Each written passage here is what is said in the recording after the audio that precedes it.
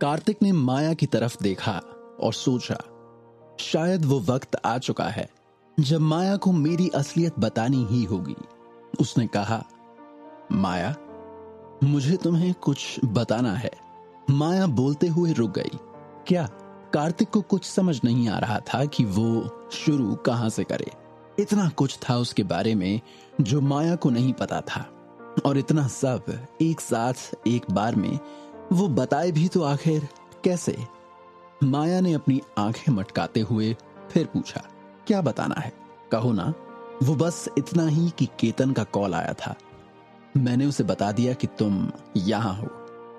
आखिर कार्तिक फिर नहीं बोल पाया। माया ने हां में सर हिलाया और फिर शुरू हो गई।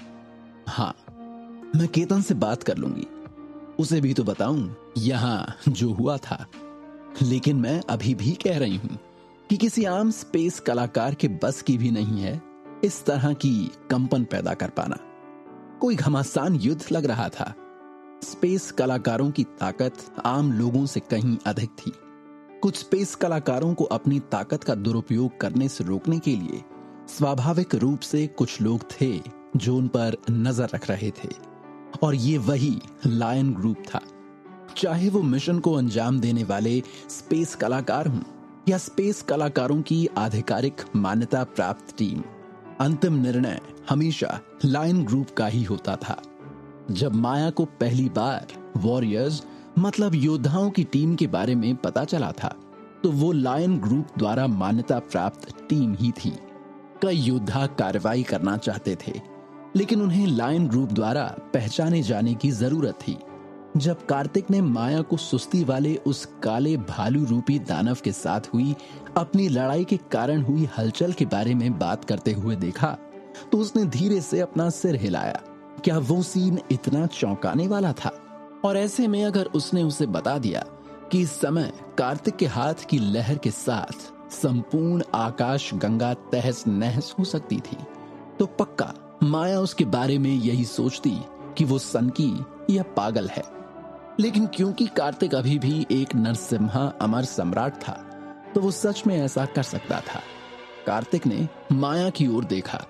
कार्तिक अपनी तीखी निगाहों से माया को घूर रहा था। उसका चेहरा शर्म से भरा था, लेकिन उसने उसे नहीं रोका। तुम ऐसे क्यों देख रहे हो? कुछ बोलोगे नहीं? माया ने शिकायत की।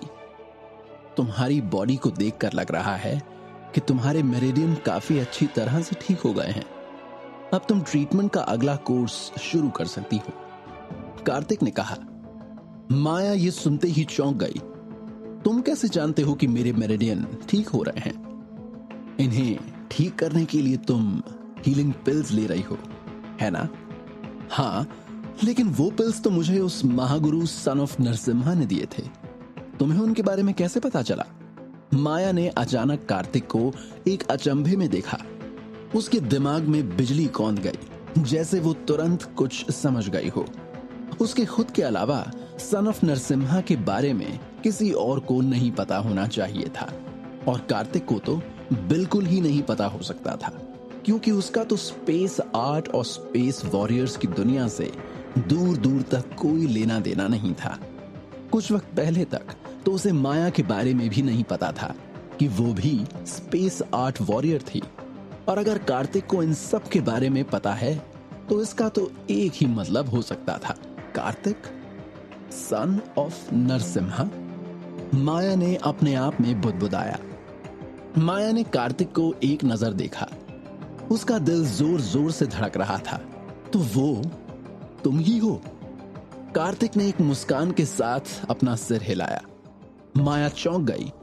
उसके दिलो दिमाग में हलचल सी मच गई, क्योंकि उसे अभी अभी ये पता चला कि सन ऑफ नरसिम्हा जो उसकी मदद कर रहा था, वो असल में और कोई नहीं बल्कि कार्तिक ही था। तुम सन ऑफ नरसिम्हा हो?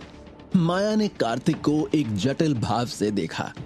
उसे ये उम्मीद नहीं थी कि उसके सामने खड़ा कार्तिक, जिससे वो कुछ वक्त पहले ही पूरे 3 साल बाद मिली थी, वो दरअसल काफी पहले ही उसके संपर्क में आ चुका था, और उसने उसके मेरिडियन ठीक करने में उसकी मदद भी की थी। वो हीलिंग पिल्स भी उसने ही उसे दी थी। वो पूरे मन से उसके लिए ऐसा कर रहा था, लेकिन उसने उसे एक बार काफी गहरी चोट पहुंचाई थी, जिसके बाद भी कार्तिक सिर्फ उसके बारे में ही सोच रहा था। और फिर उसे कार्तिक की भावनात्मक स्थिति याद आ गई, जो अभी कुछ वक्त पहले ही नियंत्रण से बाहर हो गई थी। अब जाकर वो समझी थी कि वाकई में उसने कार्तिक के दिल को गहरा सदमा पहुंचाया था। मुझे माफ कर दो Kartik, I am really really sorry. Maya ने कार्तिक को अपराध बोध से देखा। कार्तिक जो उसके सामने खड़े उसे एकटक देखे जा रहा था। माया अचानक ही उसके प्रति पश्चाताप से भर गई थी। कोई बात नहीं, भूल जाओ सब, जो हो गया वो हो गया, और वैसे भी वो सब तो पास्ट की बातें हैं। अब तो मैं वापस आ गया हूं, कार्तिक ने शांत भाव से कहा। उस समय माया का चुनाव करना भी तो बहुत कठिन था। कार्तिक जिस सफाई से और परफेक्शन से बात संभालता है या डिसीजंस लेता है, उतनी आसानी से माया वो चुनाव नहीं कर सकती थी। आखिरकार उसके पास अभी भी ऐसी चीजें थीं जो उसे बांधे हुए थीं। वो उसके जैसा बिल्कुल भी नहीं था। कार्तिक ने उसके सामने ऐसे प्रिटेंड किया जैसे कुछ हुआ ही ना हो। माया ने उसकी ओर देखा और उसका दिल दर्द से कराह रहा था। कार्तिक के गले में उनकी शादी की अंगूठी थी। इसका मतलब था कि वो उसके बारे में एक पल के लिए भी भूला नहीं था। कार्तिक ने नरसिम्हा लॉक को पकड़ रखा था, और भले ही वो दिखा नहीं रहा था, पर अंदर से वो उदास था।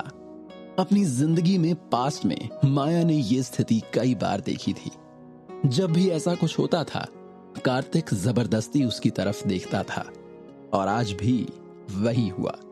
वो बिना माया के कुछ कहे या पूछे उसे देखकर मुस्कुराया, और उसने कहा कि वो ठीक है। कार्तिक समुद्र में गोते खाती हुई उस एक अकेली नाव की तरह था, जिसके पास लौटने के लिए कोई किनारा नहीं था। ये हमेशा बिना कहीं भी लैंड करने की किसी भी संभावना के ही समुद्र में तैरता रहता था। उसने कार्तिक से कई बार ये भी पूछा था कि क्या उसे अपने माता पिता के बारे में कोई खबर है, और हर बार उसे कार्तिक से जवाब में केवल एक आत्महीन उपहास ही मिलता था। इन 3 सालों में क्या तुम्हें जन्म देने वाले अपने बायोलॉजिकल माता पिता का कोई सुराग मिला, कुछ पता चला? माया ने धीमी आवाज में कहा। कार्तिक का दिल जोर जोर से कांपने लगा। उसने अपने सीने को छुआ, और उसे छूते ही उसका चेहरा एकदम पीला पड़ गया। उसने जोर से सांस ली।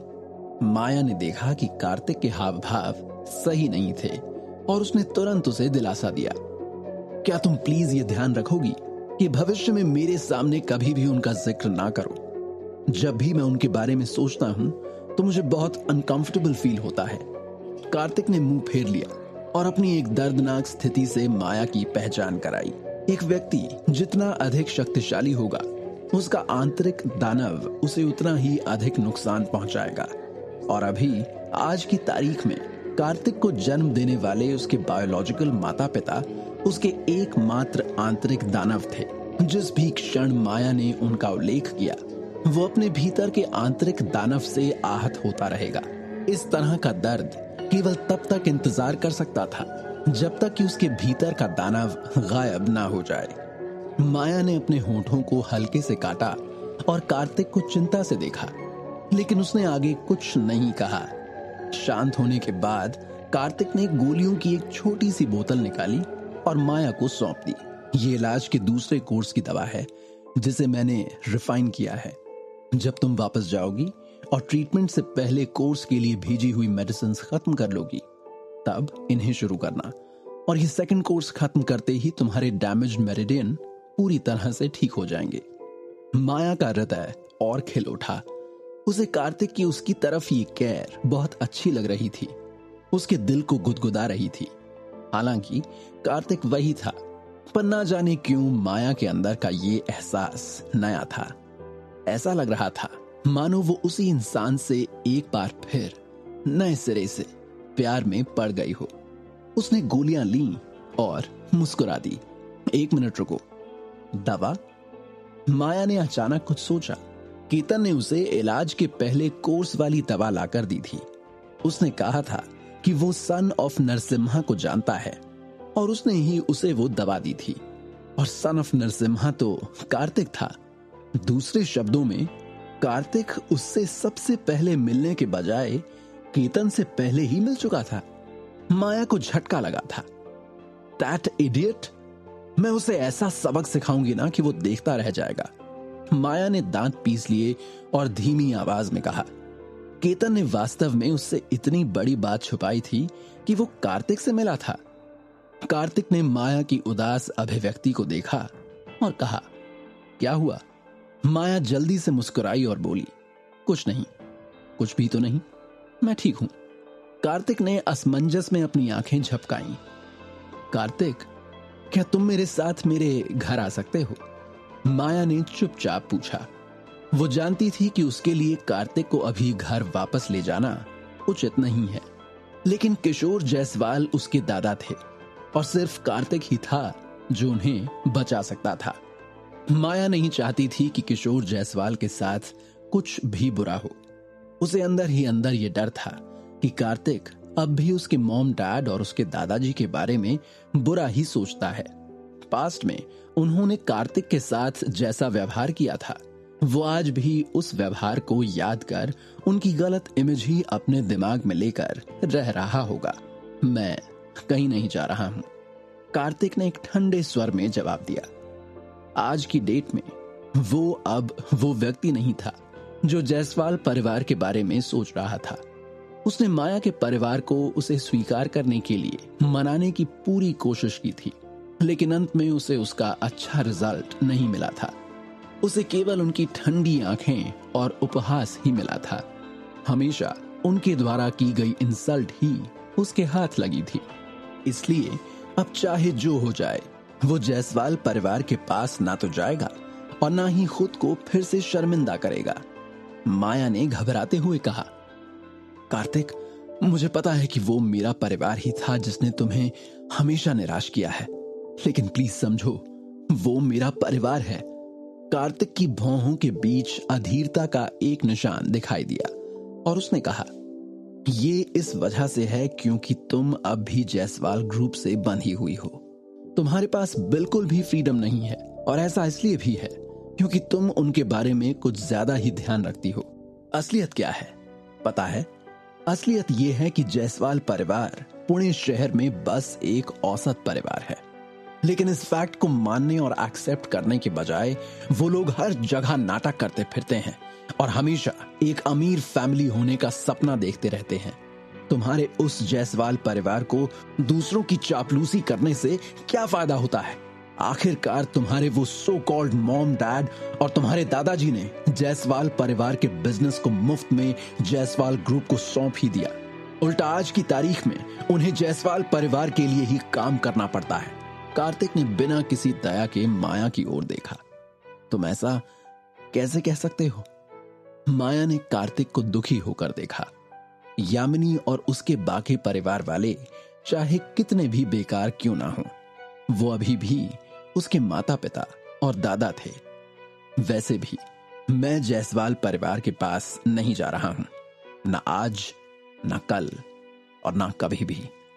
कार्तिक ने अपना सिर दूसरी तरफ घुमा लिया और वहीं माया अब गुस्से में थी।